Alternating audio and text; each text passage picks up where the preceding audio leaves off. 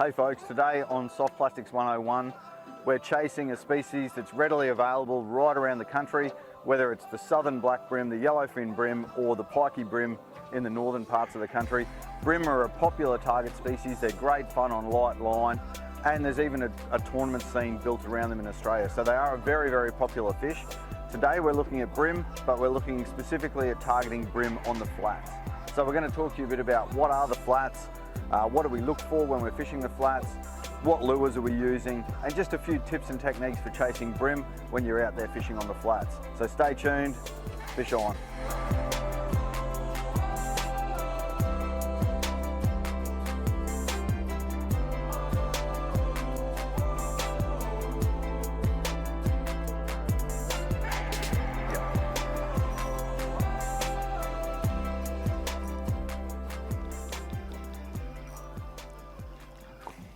So in terms of flats, what is a flat when we're chasing bream on the flats?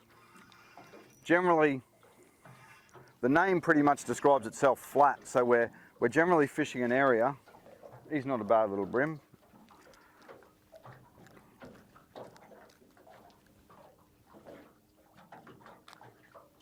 Only a little fella, but normally where there's smoke there's fire, as we always say.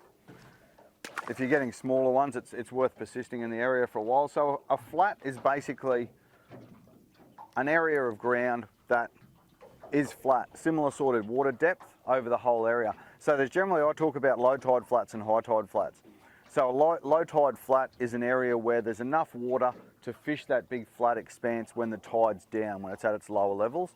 But my favourite flats to fish, especially for bream, are high tide flats. So they're the areas that you see in the system when you're out there in your boat driving around.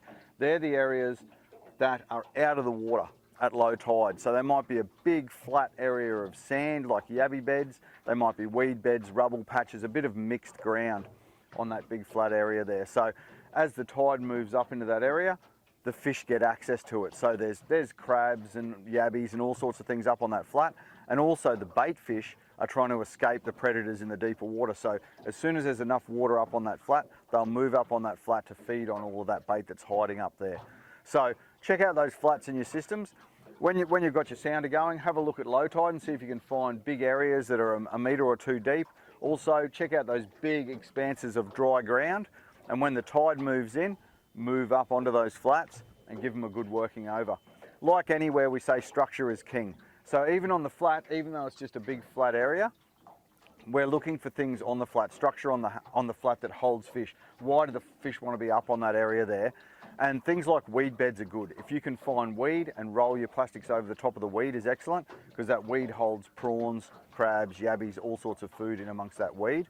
Also keep an eye out for patches of rubble and rock, any pieces of timber, lay down branches and that are on the flat, and also even just slightly deeper depressions in the flat as well.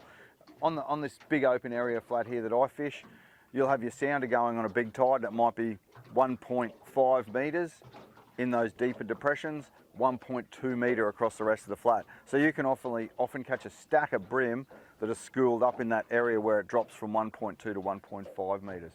So there you go, flats. Check out the area that you fish and see if there's any good flats in your area that are worth prospecting for bream. Oh, now I'm on the flat chasing a bream, but that feels more like a trev. But might be a solid bream, you never know. Oh, it's got some power. So that's just a long cast on the flat. Gave that plastic 2.5 inch slim swims, gave it a couple of quick hops. I do that for two reasons when I cast that plastic out. Cast it, if it's landed in the weed, those couple of quick flicks will often shake any weed off that's on it. And those couple of quick flicks also, I reckon, might attract the attention of a fish, like, whoa, what's that? You know, there's some bait fleeing or whatever, and it'll switch them on. And then I just commence a fairly quick roll because I'm fishing a 1/4 10. But if you're fishing a lighter head, you know, you might be, oh, it's a little pinky. You might be fishing a, this is a pretty cool flats bycatch. I love catching these guys up on the flats. Have a look at that. You know, That's pretty wild when you're in a metre of water and these guys are up feeding on the flat. So same technique that I'm using for the bream will catch snapper, flathead, all sorts of different species. So that 2.5 inch slim swims, nice long cast, those couple of quick hops so the fish can see it and get it out of the weed, and then just that rapid roll across the flats, and the fish will just follow it. If you get those taps, just keep retrieving, and they will just, because this Z-Man's 10 times tough and it's super soft and flexible, those fish will just keep biting it, and as it swims away until they find that hook, bang, fish on, and that's what it's all about. Pretty stoked with that. So there you go, chasing bream on the flats, nice little pinky.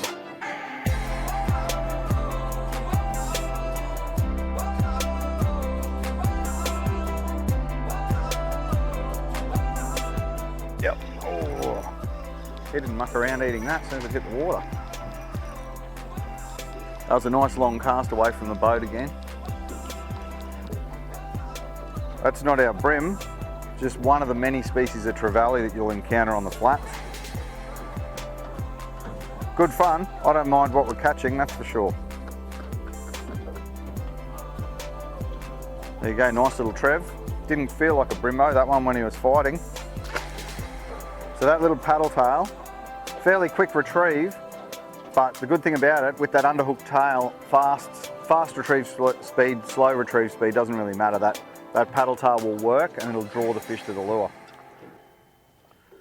When we're fishing the flats, we'll often just utilise the wind and we'll do a wind drift. If there's no wind, you can just do a tidal drift and drift with the tide. And I'll actually just try and reposition the boat so that I'm covering the entire flat until I find where the fish are. So in this case, we've got the wind at our back, and the wind behind you is great for throwing a nice long cast on the flat, so you're getting that soft plastic further away from the boat, because the fish can be a little bit spooky, especially if the water's shallow and clear. So we're using that wind to drift, and it doesn't matter so much a lot of the time whether you're retrieving with the tide, against the tide. The main thing is getting that soft plastic in the water column where you want it to be working by adjusting your jig head weight, and just use that wind to get a long cast and so that we can drift and cover the entire flat. So in this case, I'm fishing a 7-foot rod, the Akuma Seros, and a 7-foot rod's perfect for out on the flats. You can throw a long cast.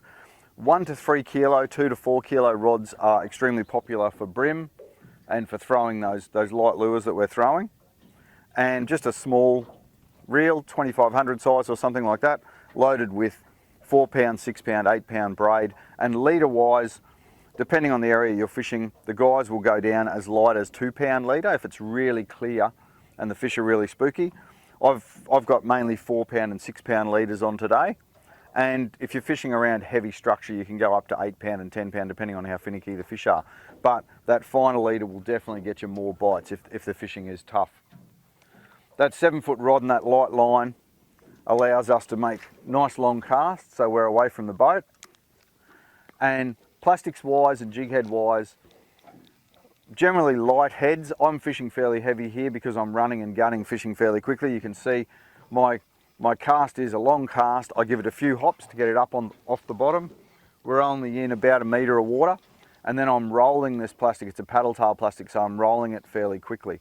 So I've got a 1/4 ounce 1/0 with a 2.5 inch slim swims paddle tail, and that's often my go-to for bream on the flats. If I'm throwing long casts and I'm rolling, working it fairly quickly, rolling it across the flat, keeping it just above the bottom. And if you do get a few taps, just keep that plastic moving, keep rolling it, and the fish will often come back and they'll bite until they find the hook. So that's a 1/4 ounce 1/0. A lot of the guys, when they fish the flats, they'll go super, super light. Not as light as when you're in canal fishing and that type of thing, where it's lots of hidden weights and 1/20ths. A lot of the time the guys will be fishing around about a 1/16th, 1/12th, 1/8th, 1/6th, 1/4, depending on the wind, the depth, and the area that they're fishing, how finicky the fish are. But those heads around a 1/12th ounce, 1/8th ounce are very popular for fishing on the flats. And plastics around that 2 inch to 2.5 inch size, with some models in that 3 inch sort of size as well. But we'll sit down and we'll give you a bit of run through on the plastics and jig head shortly. All right, we moved off that centre flat. We were fishing a big open flat in the middle of nowhere, and we caught a ton of different species. Great fun, but the brim just weren't on that flat. And sometimes you'll find it's definitely worth moving from one flat to another. If you're on the flat and there's not a lot of bait or there's not a lot of action, you can move and try a different flat and then come back again to that flat on a different stage of the tide. He's not a bad brim.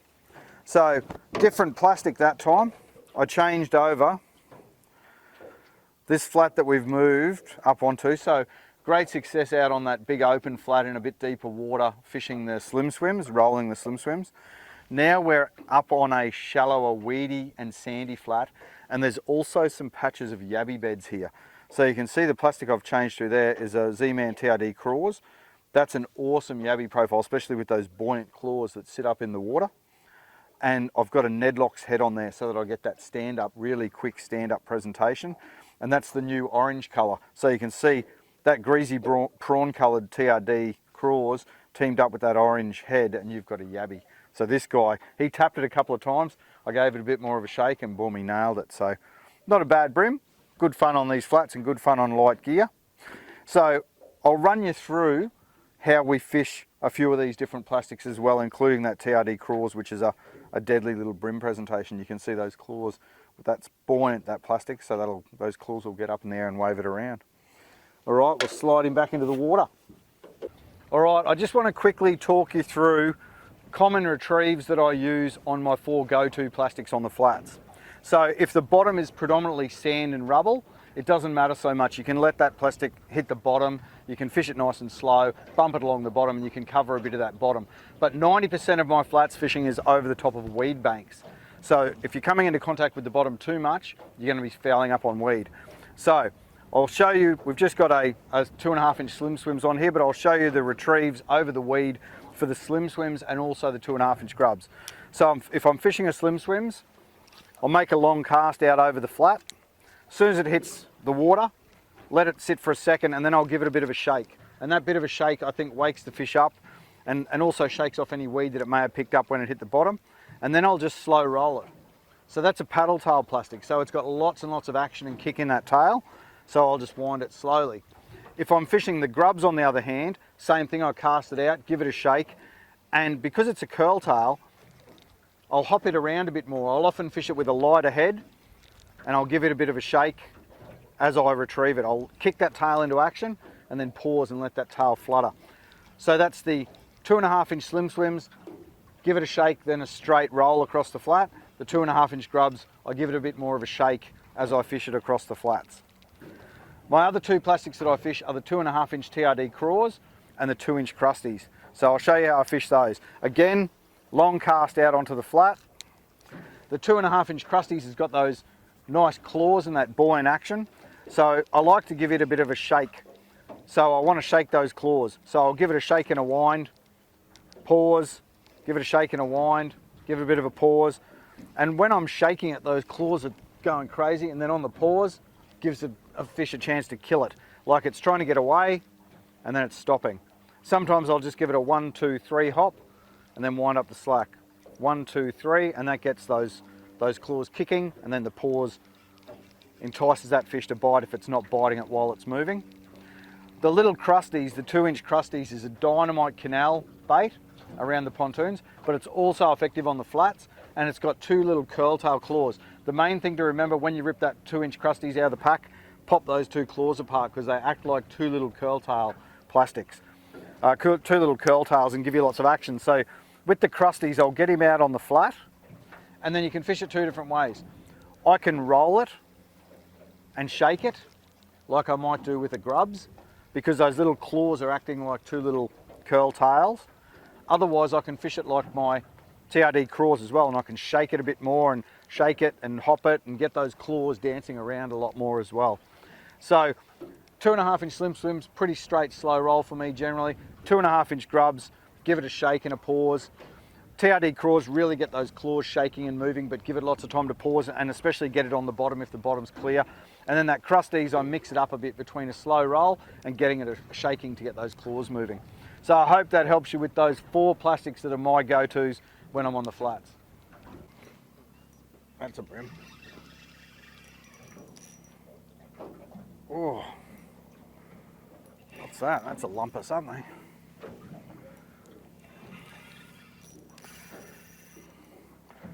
You never know what you're going to end up hooked up to when you're fishing the flats, that's for sure.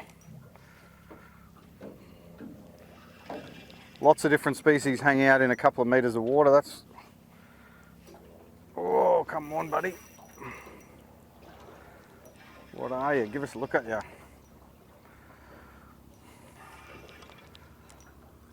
That's a bream. Now I'm going to have to cradle him in if I can.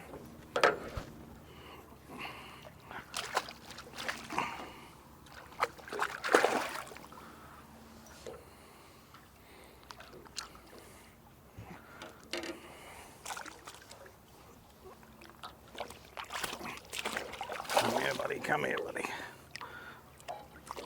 The reason I'm cradling him in is because you've got to remember to bring your net with you when you're fishing the flats. So there we go. We did it tough with a bunch of smaller bream earlier on, but we finally found that bream we were after on the flats. And of course it had to be on Australia's #1 bream soft plastic, that Z-Man 2.5 inch grubs. They love a 2.5 inch grubs, those big bream. So there we go. A bunch of tips and some techniques and that for you. Hopefully it helps you get hooked up to a nice big bream as well. That's our flats fishing for bream, Soft Plastics 101. We got a stack of other species as well, a nice mixed bag, but that's a pretty good bream to finish things off. All the best with the fishing.